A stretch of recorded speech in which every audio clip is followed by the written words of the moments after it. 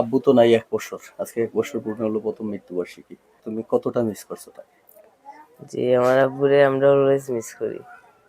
মানে পৃথিবীর বুকও আমরা কিছু বড় কোনো জিনিস তেক্কা থাকলে, বড় কোনো দিক তেক্কা থাকলে আমার আব্বু। ওই সময় ধরেন আমরা যোগাযোগ কম থাকতো আমার আব্বুর সাথে, আমার আব্বু তো একটু ব্যস্ত থাকতো।